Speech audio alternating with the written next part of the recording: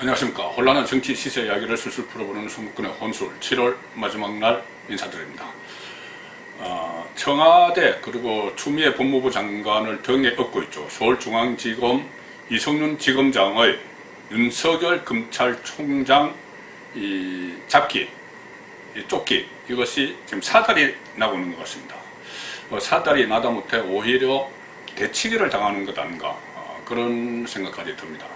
지금 사실 검찰이 위상이 상당히 약화됐죠. 그 전에 추미애 법무부 장관이 들어서기 전에 조국 법무부 장관일 때부터 여러 가지 부서도 통폐합되고 수사 관행도 바뀌고 상당히 위상이 약해졌는데, 어제 당정청 협의에서 검경수사권 조정 내용을 보면은 지금 앞으로 검찰은 직접 수사를 할 수 있는 것이 6개 분야 안 됩니다. 6개 분야만 직접 수사를 할 수 있고, 또 지금까지는 경찰을 지휘했지만은 앞으로는 지휘하는 것이 아니고 협력 체제를 구축을 해야 됩니다.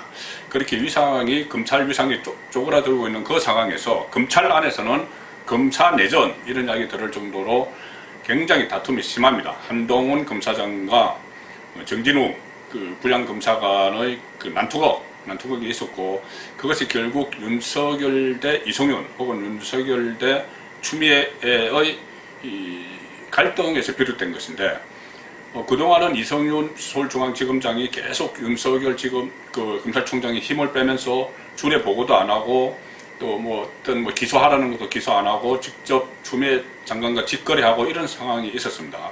그런데 지금 그렇게 어떻게 보면 무리하게 윤석열을 뛰어넘으려 했던 이성윤 서울지검장이 지금은 오히려 대치기를 당하고 있는 그런 상황으로 접어드는 것 같습니다.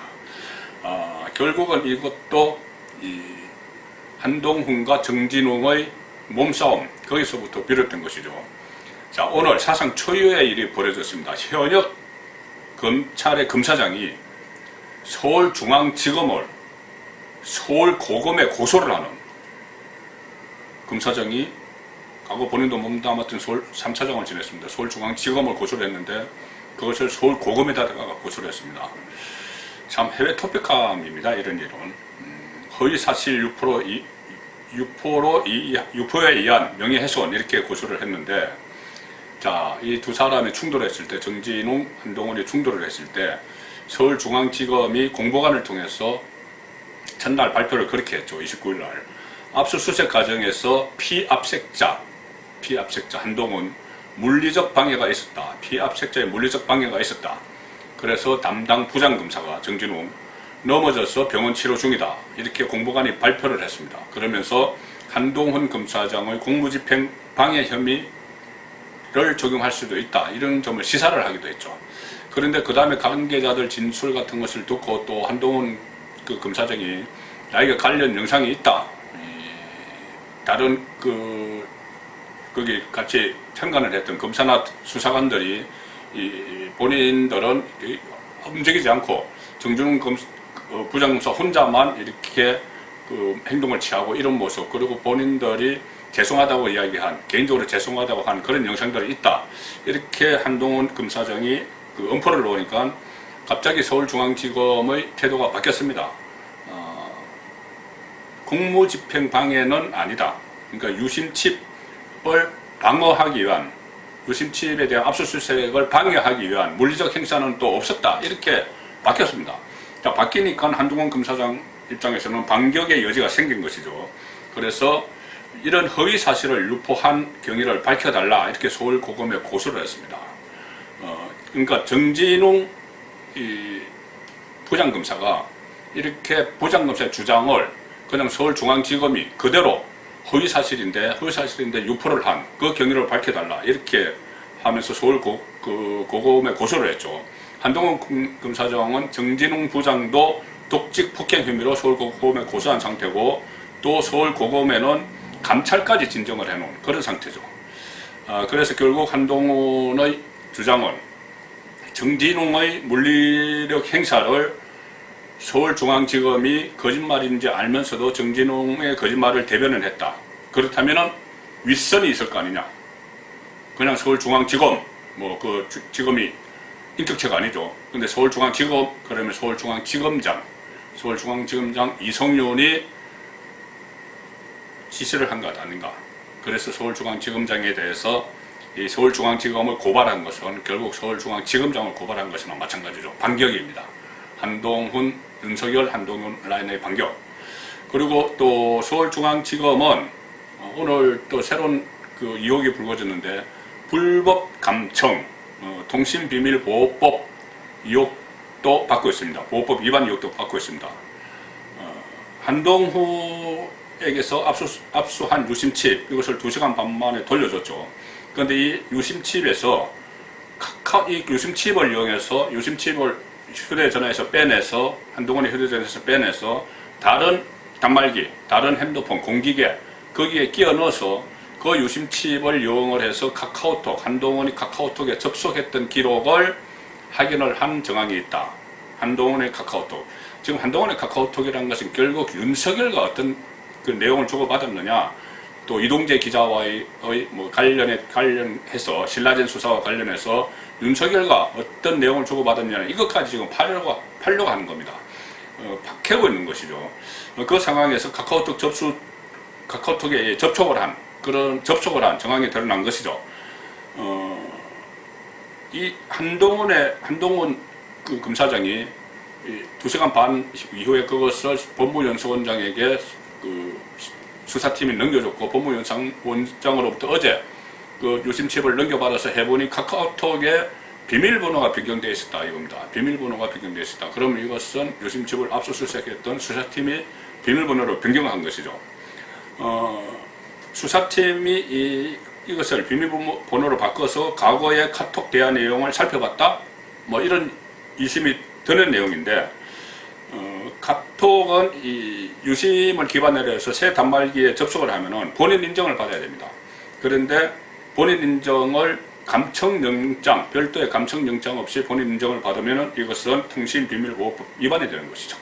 그것이 결국은 서울중앙지검이 또 하나의 혐의를 받게 되는 겁니다. 불법 감청, 통신비밀보호법 혐의, 위반 혐의, 이런 것을 또 새로운 혐의를 하나 더 쌓았고, 자, 최근에 KBS 오보 사태도 이성윤이 궁지에 몰리고 있습니다. KBS가 한동훈과 이동재의 녹취록이라고 하면서 보도를 한 것이 허위로 판명이 났죠.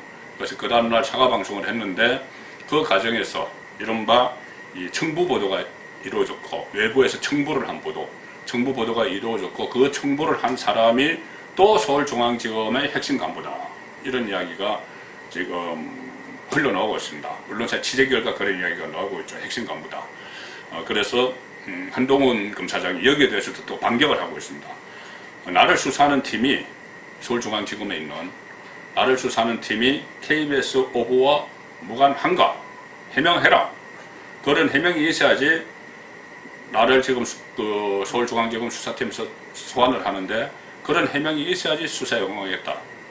그러니까 나를 수사하는 수사팀이 허위 업무 공작에 연루가 됐는데, 어떻게 그것을 내가 그 수사팀의 수사를 받느냐? 수사 못 받는다. 자, 이렇게 되니 사실 뭐 서울중앙지검 수사팀도 서울중앙지검 차원에서도 할 말이 없습니다. 이것을 명확하게 해명을 해야 되는 것이죠. 이 핵심 간부가 언론을 통해서는 나는 관련 없다고 했지만은 그 이후에 서울중앙지검 차원의 이 반응은 나오지 않고 있습니다. 이것을 분명하게 해명을 해야지 서울중앙지검이 그런 유혹에서 자유로워지는 것이죠. 자, 거기다 또 하나 이성윤이 코너에 몰린 것이 있습니다. 바로 박원순 전 서울시장, 피해자가 변호인을 통해서 고소를 하려고 서울중앙지검의 담당 부장검사에게 통화를 했는데, 처음에는 그 다음날 만나기로 해놓고 박원순 건이라는 걸 알고 만나기로 해놓고 갑자기 저녁에 전화 와서 다른 일정이 생겨서 못 만나겠다. 그렇게 해서 결국은 그 고소장이 검찰에 가지 않고 경찰로 접수가 됐죠. 이 과정에서 또 부장검사가 박원순 건인데 혼자서 판단을 했겠느냐.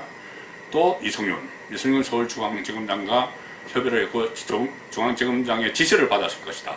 그래서 결국은 그 다음날 만남을 미뤘고 만남을 취소를 시켰고, 그래서 결국 경찰로 고소장이 갔다. 일종의 회피를 한 것이죠. 거기다가 그러면 이성윤이 박원순 피수 사실을 알았으면은 이것을 혼자만 갖고 있었겠느냐.